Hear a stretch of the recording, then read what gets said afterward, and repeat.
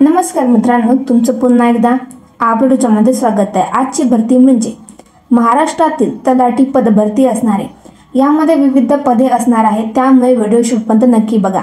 जर तुम्ही अजूनपर्यंत राष्ट्रीय नागरी आरोग्य अभियानाअंतर्गत जी पद भरती निघालेली आहे ती जर व्हिडिओ नसेल बघितली तर यावेळी डिस्क्रिप्शनमध्ये मी त्यावर सुद्धा लिंक देणार आहे, तुम्ही ती पण व्हिडिओ नक्कीच बघा। तर चला आजच्या भरतीकडे वळूया। तर सर्वप्रथम तलाठी सहाय्यक तलाठी भरती 2025 असणार आहे। यामध्ये बघा कोणकोणते पदे असणार आहेत। तर सर्वप्रथम तलाठी सहाय्यक तलाठी ग्रामसेवक आणि लिपिक हे पदे असणार। यामध्ये 5000 प्लस पदे आहेत।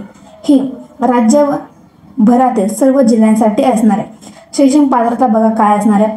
तलाठी याकरता तुमची पदवी म्हणजे पदवीधर असणे आवश्यक असणार आहे। सहाय्यक तलाठी लिपिक आणि ग्रामसेवक याकरता 10वी किंवा 12वी पास असणे आवश्यक असणार आहे। संगणक ज्ञान आवश्यक असणार, ज्यामध्ये MSc असणे आवश्यक असणार आहे। मराठी व इंग्रजी वाचन लेखन व संभाषण आवश्यक तुम्हाला याच्यामध्ये असणार आहे। त्यानंतर बघा वय मर्यादा काय असणार आहे। खुला प्रवर्गासाठी 18 ते 38 वर्ष असणार आहे। मागासवर्गीय प्रवर्गासाठी 18 ते 43 वर्ष असणार आहे। महिला, माजी सैनिक, दिव्यांग आणि उमेदवारांसाठी शासन नियमानुसार सवलत देण्यात येणार आहे। प्रति महिना तुम्हाला वेतन किती भेटणार आहे बघा। तलाठी व सहाय्यक तलाठी या पदाकरता 25,500 ते 81,100 पर्यंत तुम्हाला वेतन भेटणार आहे।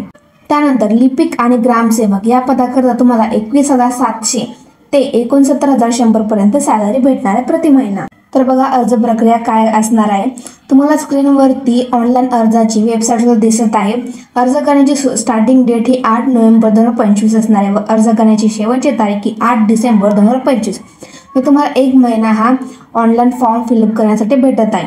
बघा तुमचं प्रवेश पत्रक जे असणार आहे ते डिसेंबरच्या एंडपर्यंत येऊन जाईल आणि तुमची परीक्षा दिनांक ही जानेवारी 2026 मध्ये अपेक्षित आहे। महत्त्वाचे डॉक्युमेंट्स ज्यामध्ये तुमचं 10वीचं सर्टिफिकेट, 12वीचं सर्टिफिकेट, तुमचं पदवीचं सर्टिफिकेट असणार आहे, जन्म तारखेचा पुरावा असणार आहे, MSc कंप्लीटचं सर्टिफिकेट असणार, जर तुम्ही कास्टमध्ये असाल तर कास्ट सर्टिफिकेट, त्यानंतर तुमचं ओळखपत्र ज्यामध्ये आधार कार्ड, पॅन कार्ड, फोटो आणि सिग्नेचर हे महत्त्वाचे तुमचे डॉक्युमेंट्स असणार आहेत। तर बघा अर्ज शुल्क किती असणार आहे। खुल्या प्रवर्गासाठी 1000 रुपये असणार आहे आणि मागासवर्गीय प्रवर्गासाठी हे 900 रुपये असणार आहे। दिव्यांगासाठी शुल्क माफ असणार आहे।